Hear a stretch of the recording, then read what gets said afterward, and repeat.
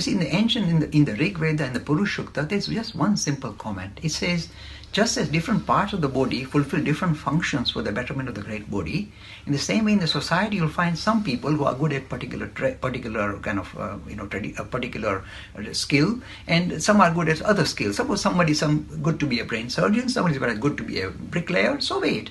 Society has this variation. So the people who are good in particular field, they should follow that field, become professional in that field, and do good for the greater society. This is the pure, beautiful idea in the Purushukta.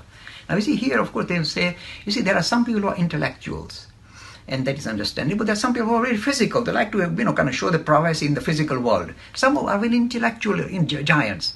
So they say, if you are intellectual, very intellectually oriented, then in that case you can be called a Brahmin, in the sense that you are focusing on your intellect to dig into the deeper dimension of reality. So your position is, if you like an intellectual in society. How was Brahmin defined in the Bhagavad Gita? Let me show you. See, the difference is not a Brahmin born in a Brahmin family is a Brahmin. No, said the Bhagavad Gita. This is what Krishna says in the Bhagavad Gita. He said Brahmin is a person. Look at beautiful how it's defined Brahmin. Not a person born in a Brahmin family. Brahmin is a person who is truthful by nature. He cannot help it but be truthful. He just can't help himself. He just can't lie. This is the first sign of a Brahmin. He's stickler for truth, number one. Number two, he's always satisfied, santosh. He doesn't have chasing after this. This is the sign of a Brahmin.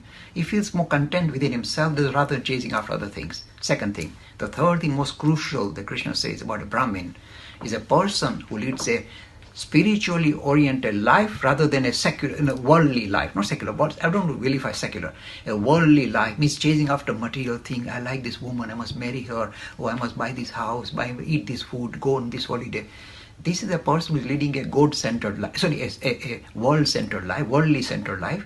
While a Brahmin is a person who leads a self-centered life, or if you like a God-centered life, spiritually centered life. This is the way you define a Brahmin. Isn't it beautiful way of defining? So I can meet an Englishman here who is very satisfied, he's truthful by nature, and who's thinking of higher things, higher ideals, higher principles. It may be Richard Dawkins even. So I say, you are a Brahmin.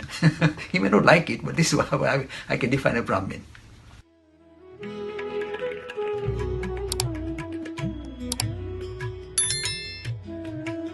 Free e-learning course in Hinduism. To register, please visit www.hindu-academy.com. Talks on Hinduism. Sponsored by People Care. Encouraging caring for the elderly in their own homes. For more information, please visit peoplecare.com.